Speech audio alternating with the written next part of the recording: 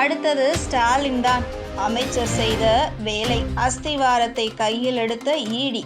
ஆளும் தரப்பு ஷாக். தமிழக அரசியலை புரட்டி போடும் விஷயம் அமைச்சர் நேருவின் 1020 கோடி ரூபாய் ஊழல் தொடர்பாக அமலாக்கத்துறை வெளியிட்ட ஆதாரத்தின் அடிப்படையில் நீதிமன்றம் நடவடிக்கை எடுக்க உத்தரவிட்டதுதான் பரபரப்பை ஏற்படுத்தியது. இது அமைச்சர் நேருவோடு மட்டும் நிற்கவில்லை. முதல்வர் ஸ்டாலினுக்கு இந்த பணம் சென்றுள்ளதாக அமலாக்கத்துறை குறிப்பிட்டுள்ளதுதான் மேலும் அதிர்ச்சியை ஏற்படுத்தியுள்ளது. நிர்வாகம் மற்றும் குடிநீர் வழங்கல் துறையில் அரசு ஒப்பந்தங்களில் 7.5% முதல் 10% வரை கமிஷன் வசூலிக்கப்பட்டதாகவும் உறவினர்கள் மூலம் பொது திட்டங்களை தனிப்பட்ட லாபமாக மாற்றப்பட்டதாகவும் கூறப்படுகிறது. இது வெறும் பணம் அல்ல, நம்பிக்கையை ஏமாற்றியதாக கூறப்படுகிறது. திமுக தலைவராக உள்ள ஸ்டாலின் அவர்களுக்கு முறைகேடாக பெற்ற பணத்தை நேரடியாக பயனடைந்ததாக அமலாக்கத்துறை குற்றம் சாட்டியுள்ளது. ஸ்டாலின் மட்டுமல்லாமல் துணை முதலமைச்சருமான உதயநிதிக்கும் இந்த பணம் கொடுக்கப்பட்டதாக கூறப்படுகிறது. அமலாக்கத்துறை விசாரணையில் முதலமைச்சர் அலுவலகத்திற்கும் டெண்டர் முறைகேடு மற்றும் லஞ்ச வசூலில் முக்கிய நபராக அடையாளம் காணப்பட்ட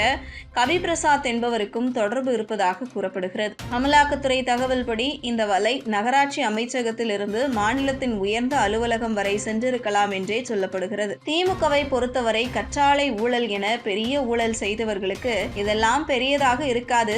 ஆனால் கடந்த 4.25 ஆண்டுகளில் நகராட்சி துறையில் வேலைக்கு பணம் ஊழல், நெல் போக்குவரத்து ஊழல், கழிப்பறை ஊழல் என அடுக்கிக் கொண்டே போகலாம். இதுவரை ஊழல் மட்டும் ஆயிரக்கணக்கான கோடி நெருங்கியுள்ளது. ஆனால் தமிழகத்தின் கடன் மட்டும் 11 லட்சம் கோடியாக உயர்ந்துள்ளது. வளர்ச்சி குறித்து மக்களும் எதிர்க்கட்சிகளும் கேள்வி எழுப்பினால் மத்திய அரசு நிதி வழங்கவில்லை என திமுக பதிலளிக்கிறது. இந்த பெருவாரியான ஊழல் மட்டும் சேமித்திருந்தால் தமிழகத்தில் திமுக சொன்ன வாக்குறுதியில் முக்கியமானதில் அனைத்தும் மகளிருக்கு 1000 ரூபாய் கொடுத்திருக்கலாம், மாணவர்களின் கல்வி கடன் தள்ளுபடி செய்திருக்கலாம், மாணவர்களுக்கு மடிக்கணினிகள் வழங்கப்பட்டிருக்கலாம், பொங்கல் பணப்பரிசு 5000 ரூபாயாக உயர்த்தப்பட்டிருக்கலாம். இதனால் மீண்டும் திமுக ஆட்சிக்கு வழிவகுக்கப்பட்டிருக்கலாம். ஆனால் மக்களுக்கு நிதி சேர்க்காமல் தங்களது குடும்ப வளர்ச்சிக்காக நிதி சேர்க்கப்பட்டதாக குற்றச்சாட்டுகள் முன்வைக்கப்படுகிறது. கடந்த 4.25 ஆண்டுகளில் திமுக ஆட்சியில் திறம்பட செயல்பட்ட ஒரே துறை வசூல், கமிஷன் மற்றும் ஊழல் துறை என்பதற்கான விமர்சனங்கள் வருகின்றன.